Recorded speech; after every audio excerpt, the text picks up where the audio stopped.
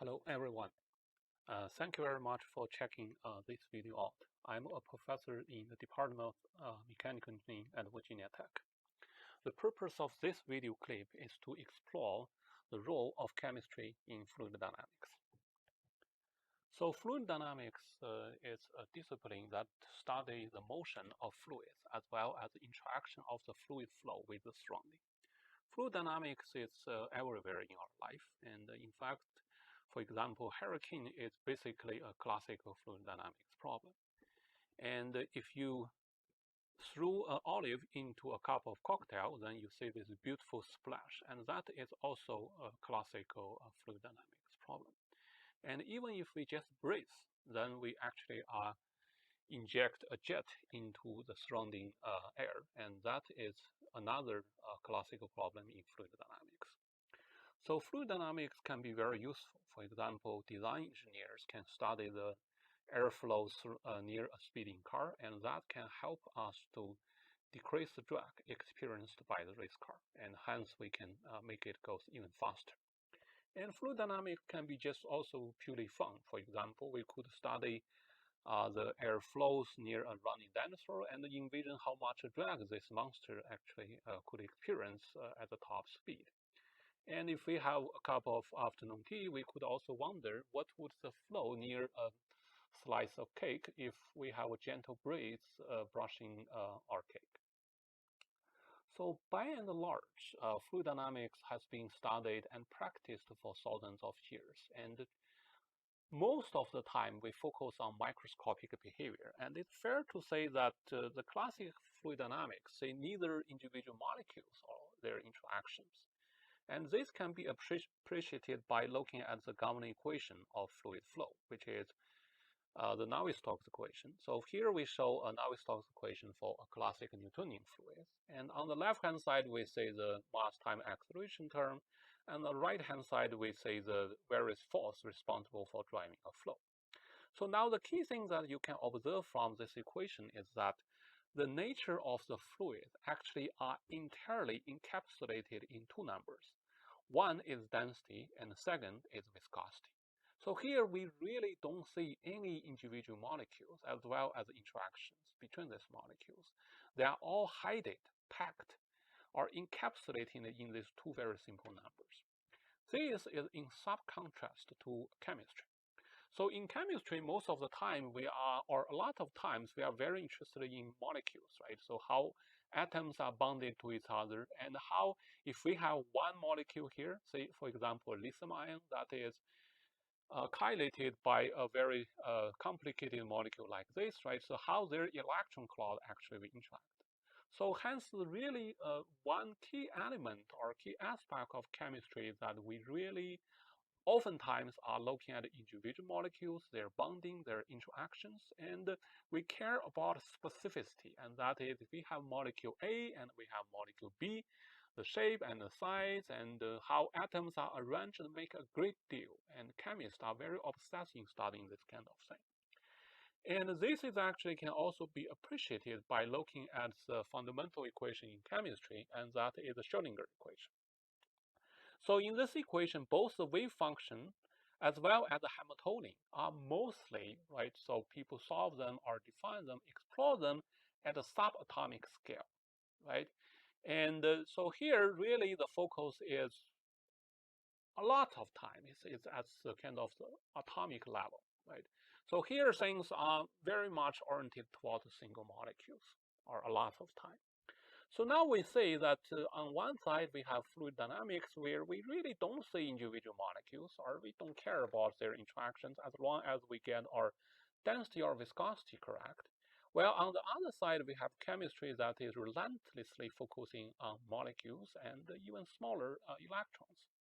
So it's fair to say that fluid dynamics has been largely separated from chemistry in the past.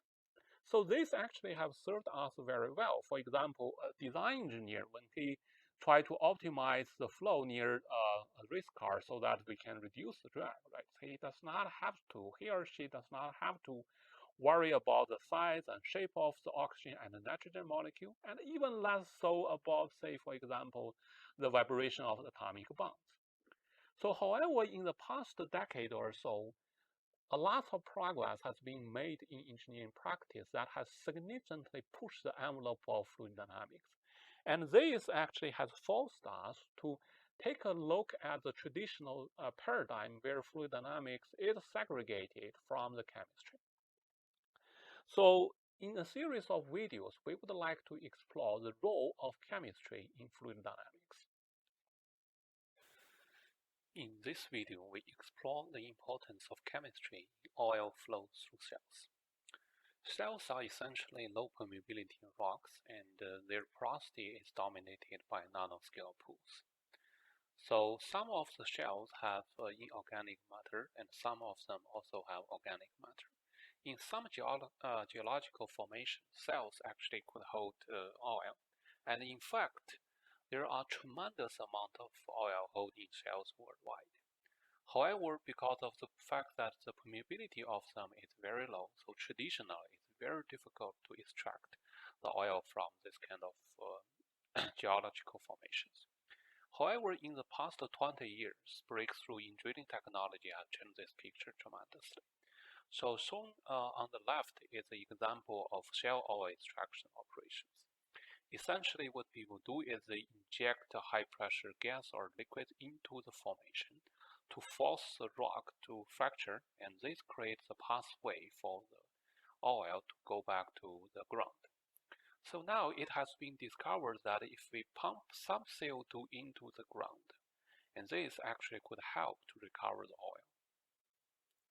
So now you may ask, right, so then what governs the oil recovery? Well, in fact, this is at the fundamental level a fluid mechanics problem, because here, under the pressure difference between the formation as well as the well, right, so there is a big pressure difference between them, and this could drive the oil flow through the nanopores to the cracks and eventually to the ground.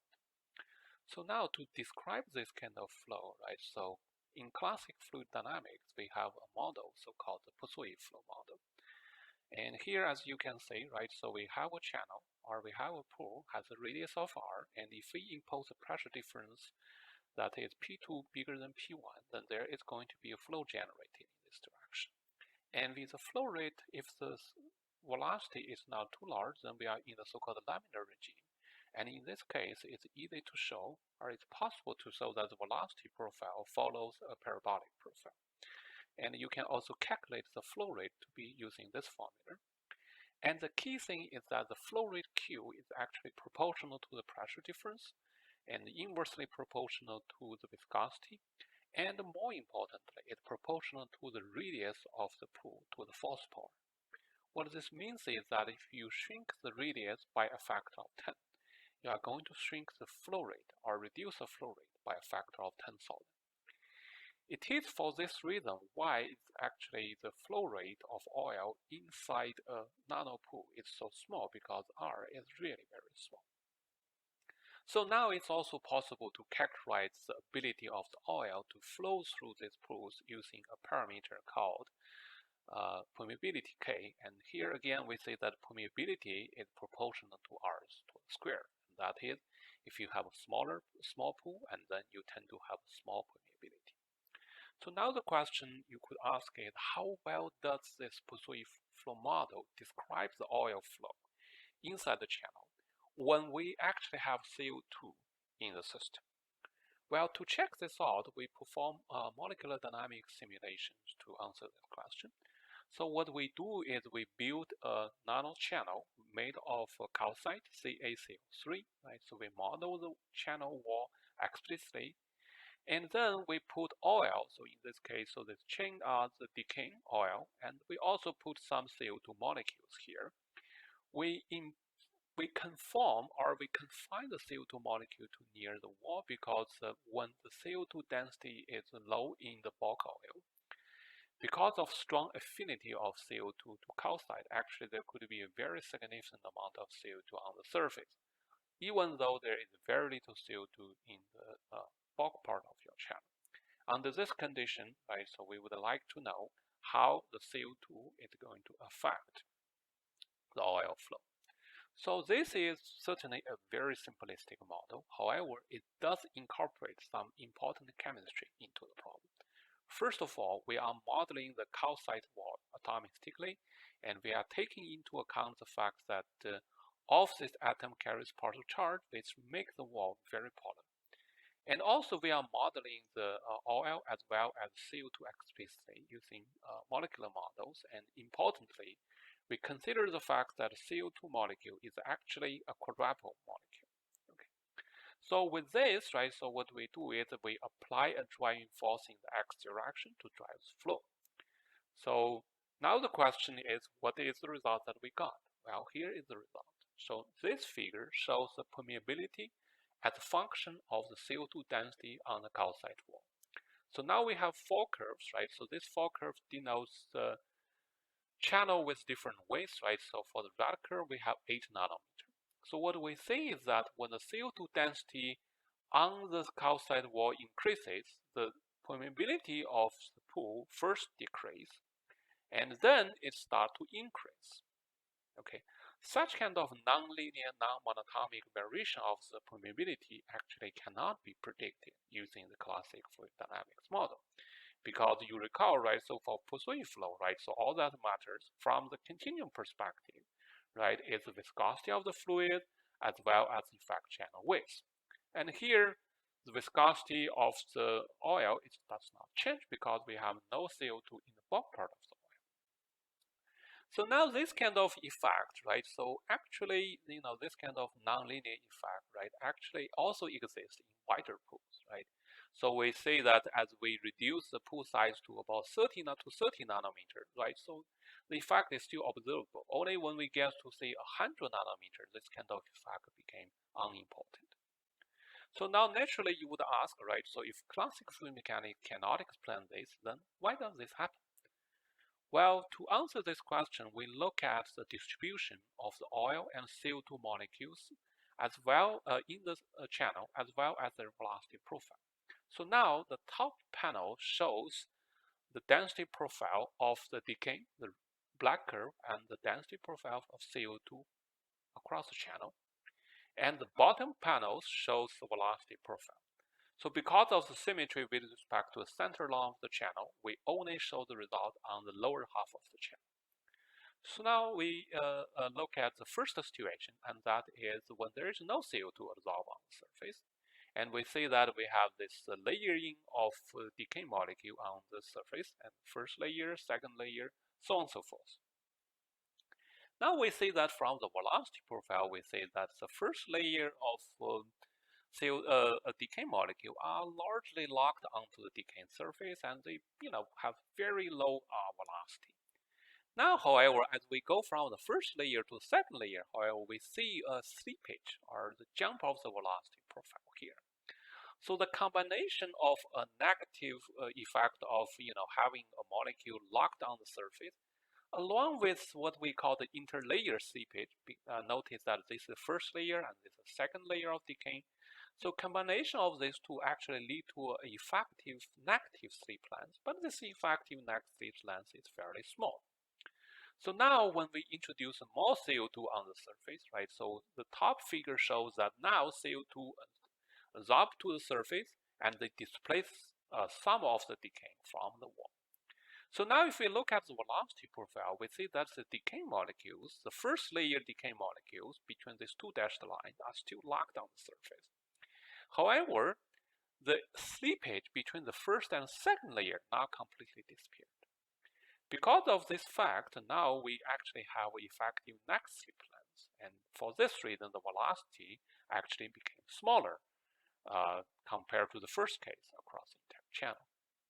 So now we can introduce more CO2 to the surface, and in this case, you can say that the CO2 peak is very high here, and they completely displace decaying from the surface. And again, we have a clear layer of decay molecule formed on top of the decay layer of the CO2 layer. But what we see here is that from the velocity profile, this decay layer now actually could flow on top of the CO2 layer at pretty high speed. And in fact, there is a positive slip of 0.4 nanometer on the surface.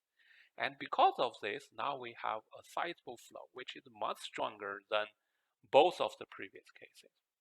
So overall, we see that this nonlinear and non-monatomic variation of flow or permeability really comes from the fact that at a low density, right? So very low density, you have a locked first oil layer, but you have a little bit of slippage.